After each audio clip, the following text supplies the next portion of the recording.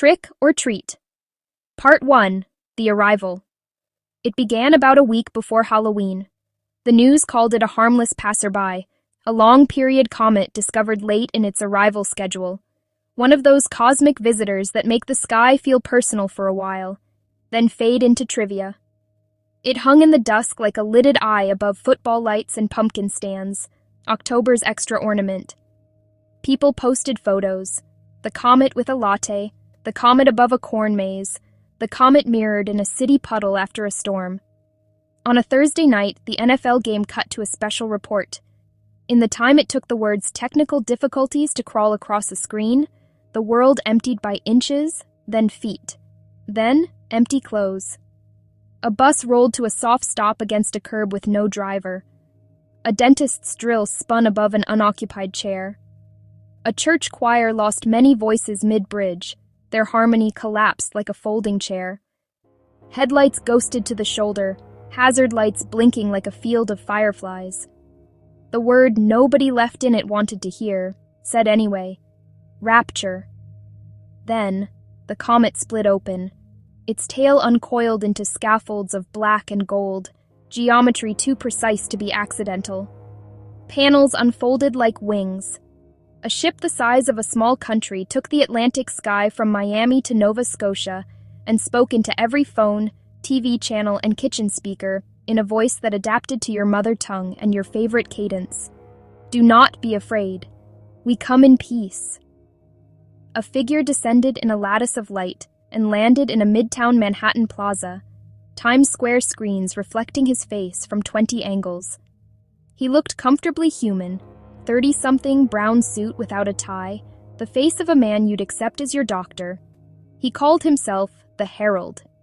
He smiled like mercy.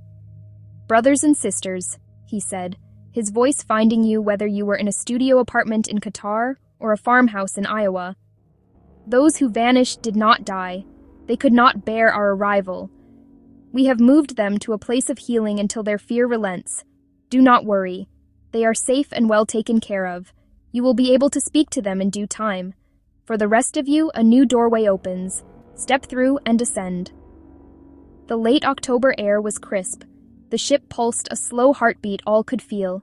The herald who emerged and made first contact with humanity taught a future ethic of spiritual evolution. Dawn meditations synced to the ship's clock, speech scrubbed of low vibrational terms, a sacrament of engineered light you received at Harmony Ascension centers set up almost overnight in empty retail spaces. Some wondered if governments around the world had already staged materials for the Harmony centers. It happened so quickly. The Herald promised the next step in human ascension. No God needed, just your willingness to grow and accept what the Herald offered. For reasons unknown to most, when people looked upon the Herald or tuned into the harmony frequency of the ship, they instantly felt better. If they visited a Harmony center, they came back healed. The sorrow of their missing loved ones removed. The loss of what could have been erased. The Herald was immediately on all media, social, antisocial, public, and private. Some even reported he visited them in their dreams. He was quoted by all, from presidents to blue checks, from CNN to Fox. In the days following the disappearance of approximately 1.6 billion people worldwide, although governments and media said it was far less, markets became chaotic. A disproportionate number of children vanished, especially under 13 or those of Christian families, though some, bewilderingly, remained. Central banks rushed to stabilize markets under his compassionary framework.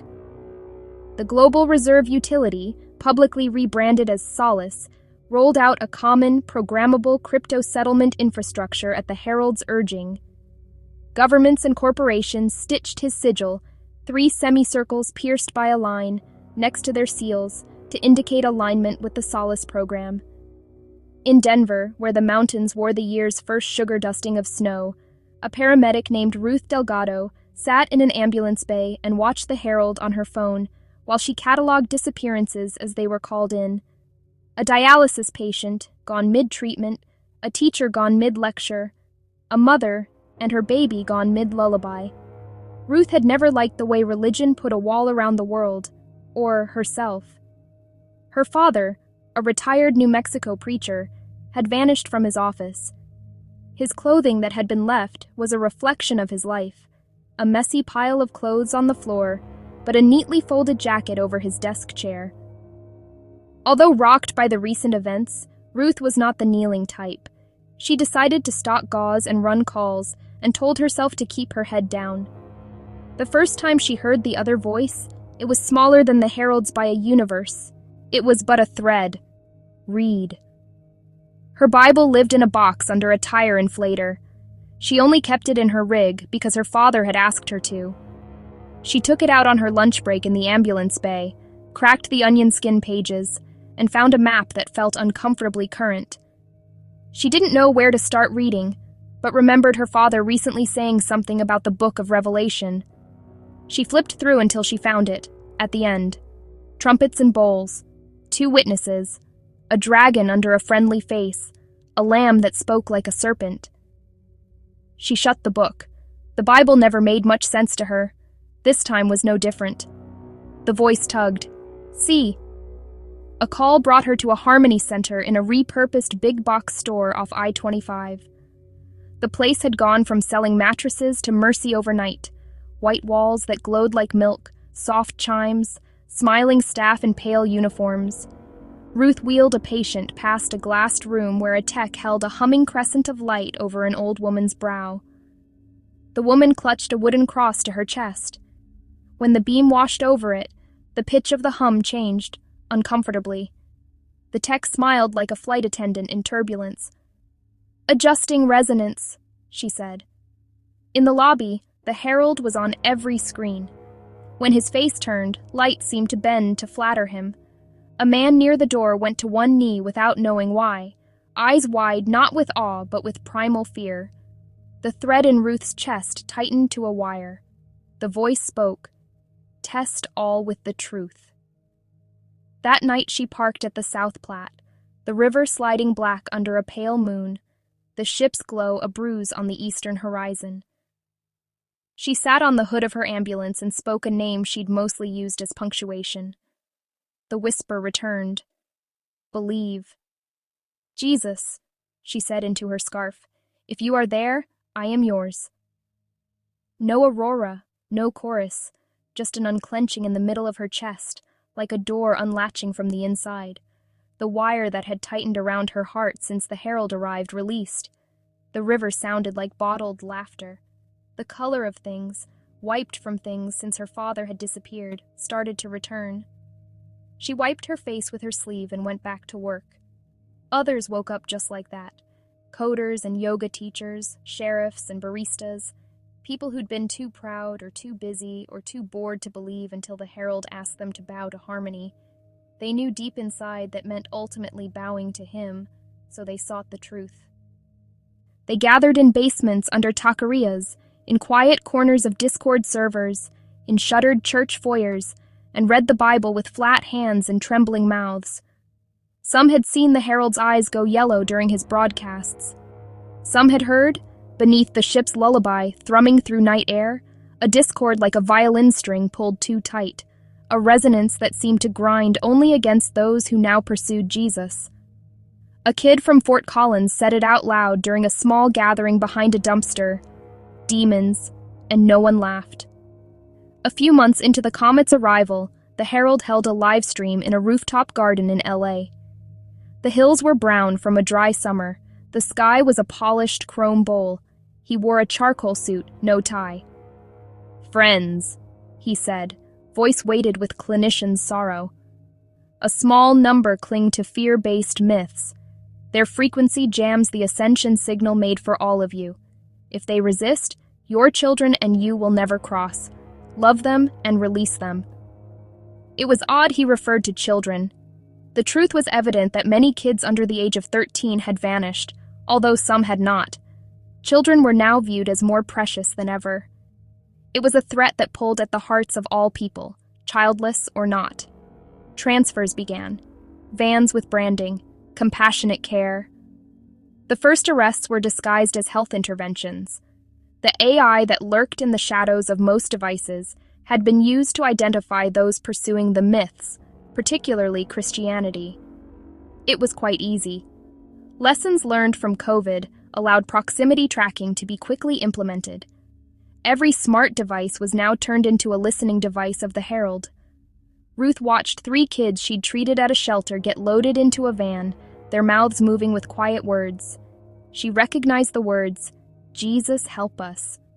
She followed on foot, far enough not to be noticed, close enough to hear the Herald's choir hum a melody that crawled into the ear and demanded nothing but your surrender. They didn't come back. Rumors ran like summer wildfires. The Herald said the transfers were therapeutic translations. A homeless man sitting outside whispered to Ruth, "They went in singing old hymns," he said. When the lights went off, it smelled like sweet rain. This morning, Solace went from pull to push. Ruth woke to a shaking on her nightstand. Not an earthquake, a text swarm. Her phone lit with bubbles like a shaken soda. Solace wallet set up for your convenience. Tap to confirm identity. Time-sensitive mortgage relief available if you onboard within 72 hours. Denver EMS. Paycheck direct deposit pending. Choose your disbursement. Solace or Legacy. Legacy transfer may experience delays. She stared at the choices until the screen dimmed itself in scorn. The ship's hum pressed the window like a hand against a headached temple. On the way to shift, she stopped at Marcos's Market, the corner grocer that had been there since she was a rookie. Marcos's forearms shone with flour. He made bolillos in a back oven nobody had ever seen but everyone trusted. He'd added a scanner to the counter, sleek and shy. "Morning, Ruth," he said, eyes smiling above a salt and pepper mask of stubble. "You see the Broncos lose twice last night? In regulation and in my heart?" She held up eggs and coffee. He beeped the carton, beeped the bag, then glanced at her wrist, reflexive. She kept it turned away, palm down. "Cash, Marcos." He hesitated. "You sure? I'm sure." He nodded, took the bills like contraband, and slid back too many coins. "System's rounding up. I'm rounding down. Don't tell the Chancellor." She tucked the change into the pocket with her trauma shears. A notification chimed on his terminal, and he winced. "Everything okay?" she asked. "Yeah, maybe. It's nothing." He found a smile. "Coffee's on me next time." At the station, the whiteboard was a confessional of vanishings. They no longer wrote names. They wrote roles: dialysis, teacher, preacher. Someone had added lawyer in a different hand. Under it, someone else had added brother. People grasped to find meaning in the disappearance of some and the arrival of the others. Her partner, Sienna, sat with a Solace pamphlet open like a hymn book. "They're switching our deposits and providing stipends, Ruth. EMS leadership call was last night. They say it's temporary. I don't know." Sienna rubbed her temples. "I clicked through a trial wallet last week. It's easy. They declutter everything." "They supposedly declutter us," Ruth said, dropping her bag. A nurse from county came in to bum a coffee pod and leaned on the counter. "You see the Fed chair? Speech of a lifetime. Universal digital settlement." She rolled the phrase in her mouth. "I mean, look, my brother's mortgage got forgiven, like poof. Burned to ash," they said. He cried. All he did was go to a Harmony Center and get a boost. It's crazy. "The Herald provided the crypto protocols," another medic said. "Ministers just stamped it." Ruth remembered the cross humming under a beam of light like a tuning fork. "Boost?" she asked. The nurse looked sheepish. "You get more solace if you participate in, like, civic vibrational stuff, uplifting content. If you visit the Harmony Center and volunteer for this new program, they then give you a permanent indicator on your head or hand to show you have ascended higher than others. They say they need to know who has readied themselves. It's dumb, I know, but my rent paid itself this morning. I'm not going to apologize for breathing easier for a second." Ruth opened her locker and touched the coffee tin hidden behind a bottle of Advil. Her father had taught her small practicalities. Never leave a tank below half. Keep cash in places no one would think to look. Learn to read the map, not just the sign. Good for you guys, Ruth said. She meant the relief, not the ritual. Their first call was a non-compliant at a pharmacy on Santa Fe Street. When they arrived, they found an old man with an army ball cap shaking beside the vitamins, his hands a palsy of fury. They froze my bank account, he told them as if they were judge and jury. I got too much sugar. I need strips. I need insulin. They froze my account. Said ascension risk. Me. I fought in... He stopped, as if his wars were no longer a convertible currency. You got cash? The pharmacist asked, apologetic and afraid. I'm sorry, sir. It's auto. If I override, it flags me. Cash is still legal, but accepting it lowers my score. He had cash. He had pride. He handed over a wad like a wound. Ruth watched the pharmacist's terminal briefly bloom a red petal, then calm. The receipt printed with a line of text beneath the total. Thank you for your resilience. On the ride back, Sienna tapped her wrist where the faint UV sigil would live. You gonna do it? She asked, not accusing, not innocent. Ruth watched the road. I don't kneel to software. That's when HR sent a link to a new blessing. The module was called Beatitudes. A pastel UI scrolled through states of alignment with soft pulsing. Blessed are the peacemakers, attend 2 harmony circles per week. Blessed are the pure in thought, auto-filter low-vibe content from your views. Blessed are the meek, privately report any non-harmonizers. Ruth clicked the sample acceptance survey and watched a progress ring promise a boost for perfect scores. The ship's hum seemed to lean closer to hear her answer. She closed the tab and pulled a wrinkled index card from her pocket, the one she'd started carrying like a talisman. She had found it in her father's Bible, in her father's own hand. Blessed are the poor in spirit, for theirs is the kingdom of heaven. The voice returned. Counterfeit, thief. She looked up at the waiting room, an addict in threadbare plaid, a mom cradling twins, a janitor with bleach-raw knuckles. She poured coffee into a paper cup and walked it over to the addict first, losing a point she couldn't see. That night, she dreamed she was in a field of hazard lights blinking like fireflies, and the blink was spelling something in Morse she could almost read. The thief comes to kill, steal, and destroy. I come to give life abundantly. Over the next weeks, Solace was like the incoming tide, rising and unstoppable. Seasonal groceries tightened. Fresh produce and meat were now marked non-resilient. Travel credits self-trimmed if your carbon footprint got heavy. The city posted cheery banners.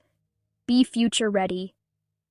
Underneath, the herald's sigil, the 3 partial circles pierced by a line, moved like steady eyes that never blinked. Travel dampening for low alignment became commonplace. In some cases, outright travel freezes. The travel pillars the government had installed in years past in the name of terror prevention now became automated jail cell bars to those whose harmony scores were not high enough to ascend. Sienna bought a sleep frequency ring that paired with the ship and texted Ruth a picture of her ring and wrist in blue light. Ruth noticed the mark on Sienna's wrist. Slept like a baby, the caption said. Ruth responded with a picture of coffee and Psalm 23 scribbled on an index card. At the shelter on Brighton, 3 teens she knew, Angel, her little brother Marco, and a girl who wore her sorrow like eyeliner, sat on cots with paper cups of soup. Angel's wrist was bare and sun-browned. They say my aunt can't get rations unless she brings us to a session, Angel said. We're not going. Ruth looked at the door as if it could answer. You call me if anything. They arrived the next afternoon in a white van. Compassionate care on the side. The intake worker had a soothing voice like the meditation apps and wore a cardigan that looked hand-knit. She invited the kids to come with them. "You'll be back in a few hours," she promised. "Integration can feel unfamiliar at first, but you'll feel so much lighter, and the solace you receive will help your family." Ruth looked from across the street just in time to see the kids getting into the van. Angel's mouth moved. Ruth knew the word without hearing it. Jesus. She followed the van on foot to the Harmony Center, staying in the cattail edge of people's attention. By the time she entered the lobby, the children were nowhere to be seen. The lobby smelled like yogurt and lilies. Screens everywhere wore the herald's face. When he turned his head, the light turned with him, adoring. She asked about the children and was only met with pleasant denial and blank stares. They didn't come back. The shelter posted a message about the children, transferred for therapeutic ascendancy. The message translated to grief, whether you knew the specifics or not. Everything that used to be good was friction.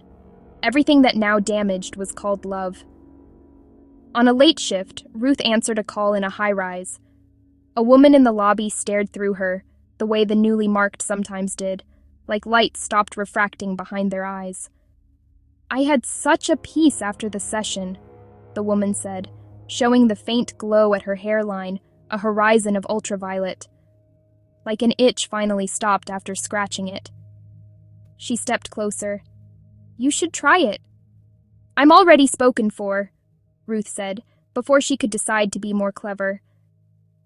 In the garage, the homeless man who had told her about Sweet Rain scrubbed at an imaginary spot on his sleeve. He looked over his shoulder and lowered his voice. "They took a lot yesterday. People from a church. Sang the whole time. When they turned the lights off, it smelled like rain again, but not the kind before a storm. The kind after a dry summer when the dust settles." Ruth sputtered. "I don't know what to do with that." "Me neither," the man said, which was true and not, for both of them. The resistance met again in the back room of the mechanic's shop and read Matthew chapter 24 by lantern. The page crackled like a radio. "False Christs," someone whispered, and they didn't have to say the herald's name. "Birth pangs," another said, and they all thought of hail and fire and clocks that skipped. When you see the abomination of desolation standing in the holy place, let the reader understand. Flee to the mountains. They drew lines on cardboard with a dull pencil. Image? A circle. Harmony drone ship in the old synagogue?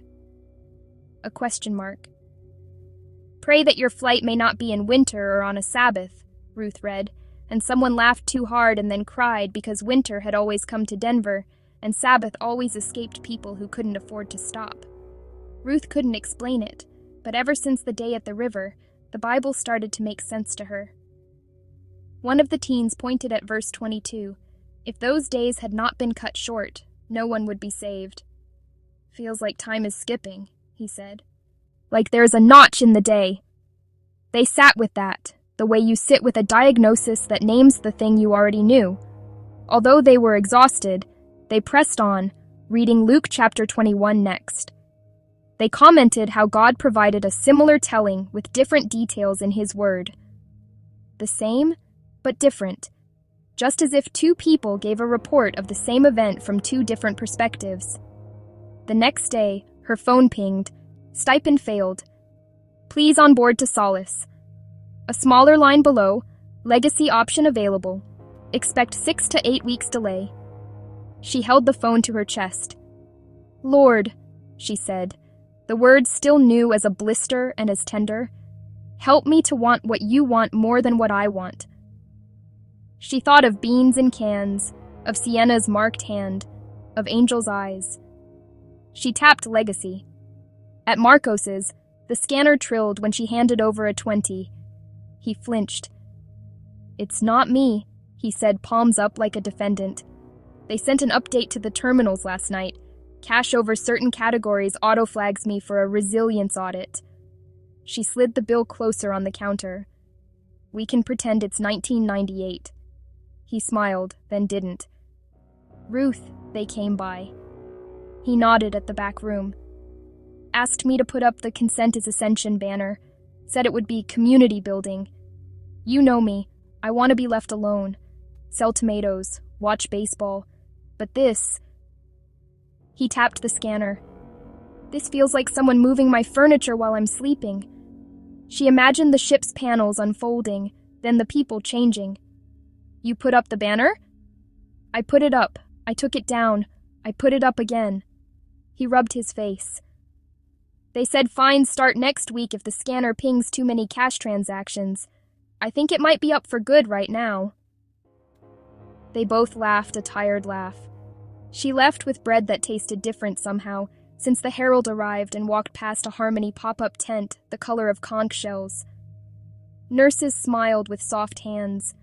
A child held out a palm, and a beam stitched light into skin like a hem.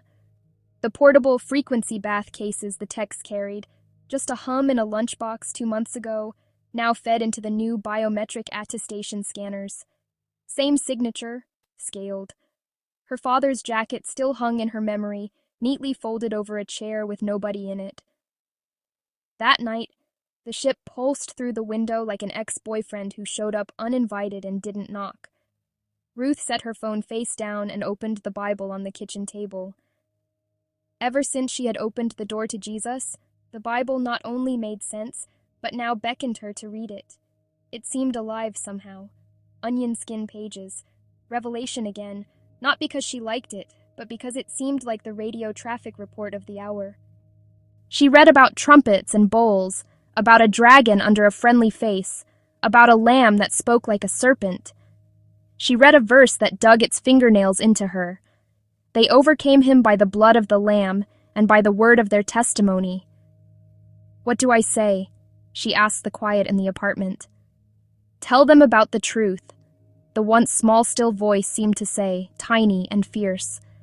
Ruth then immediately remembered a verse she had read a few days before, John 14:6.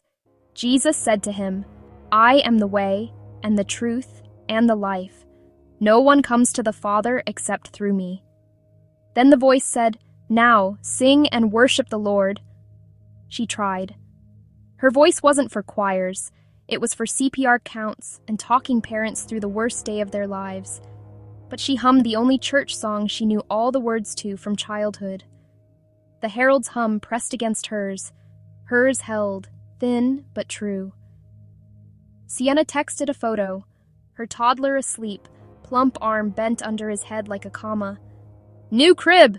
Ordered it through Amazon Harmony cheaper than ever, the caption said. Solace for the win! Under it, a second text appeared as typing dots, then disappeared. Hours later, in person, Sienna said plainly, as they were in the supply closet preparing for their rig, I did it, the full ID attestation. Ruth just nodded and turned away. In the morning, EMS got new scrub tops with a small emblem above the pocket, the city seal, and beside it 3 partial circles pierced by a line.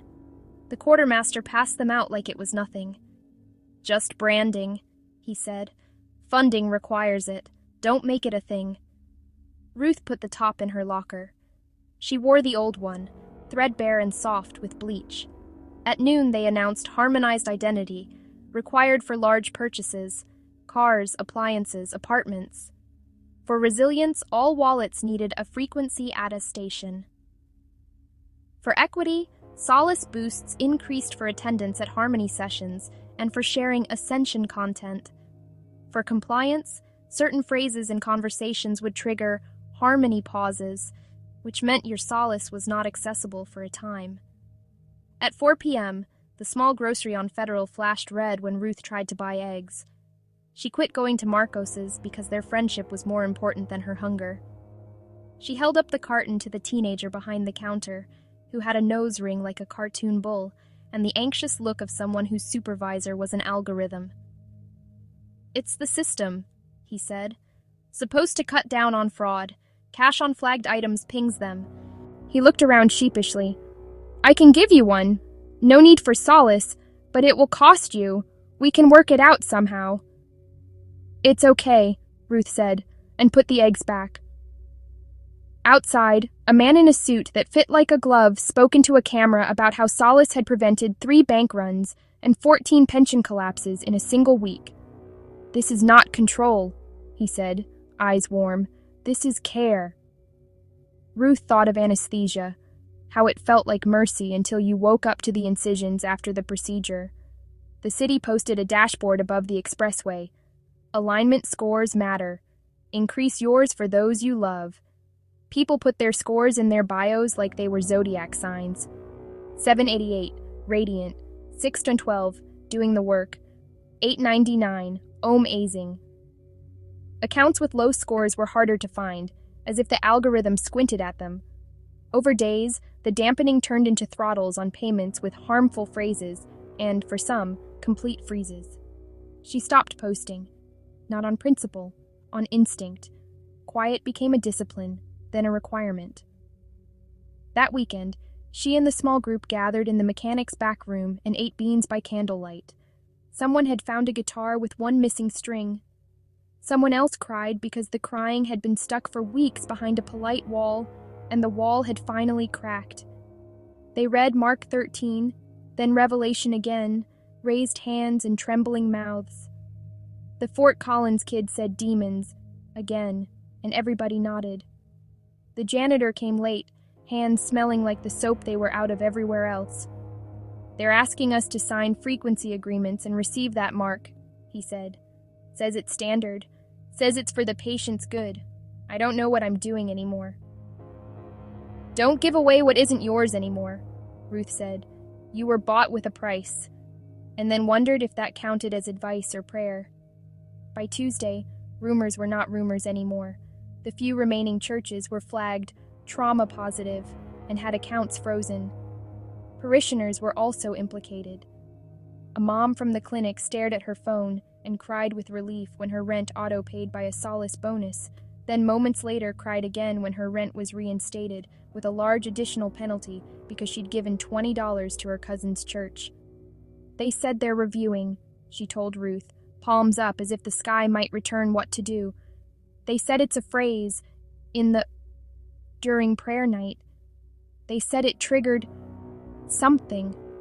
I can't make it unless I receive that stupid harmony session and that branding now. My kid is starving. They promise all will be made new if I do." On Wednesday, the paramedics got a memo. Due to bio-risk, non-credentialed individuals, the unmarked, would be triaged last in casualty events. "This is temporary," the memo said. "Compassion requires we serve those ready to ascend."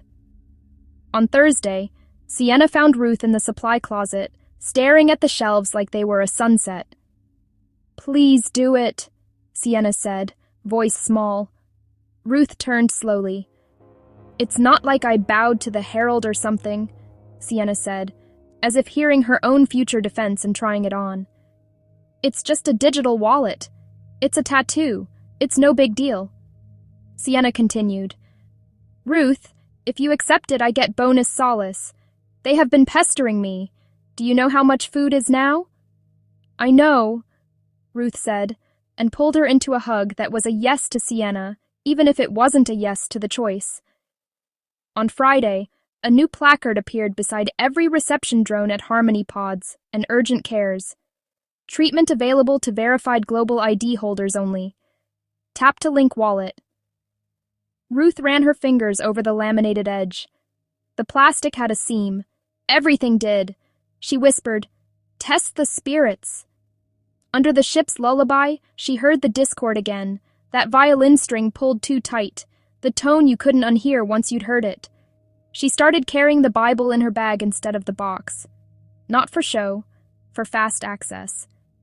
The city held a community resonance festival on the green by the art museum. They bribed people to attend with free food. The herald spoke from a screen, his voice weighted with clinician sorrow. "A small number cling to fear-based myths," he said. "Their frequency jams our ascension signal. If they remain, you and your children will never cross. Love them, then release them." People looked around at their neighbors like they were sorting forks from knives. Ruth looked up at the mountains wearing their first sugar dusting of snow. "Release them to who? To what?" she asked, but the answer was not on the program. That night, a guillotine appeared in a meme as a joke. 2 days later, it appeared in a rumor as a threat. 4 weeks on, it appeared in a warehouse as a sterilized machine that made no noise and asked no questions. An executive order declared compassionate justice lawful for hyper-real counterfeiters and signal saboteurs who refused integration. For now, there were vans, there were transfers, there were slogans written by gentle hands. For now, there was a ship that pulsed like a lullaby for grown-ups. For now, Ruth stalked gauze, kept her head down, and knelt only in private. For now, the sky held. But the trumpets were already on the breath, the guillotines staged,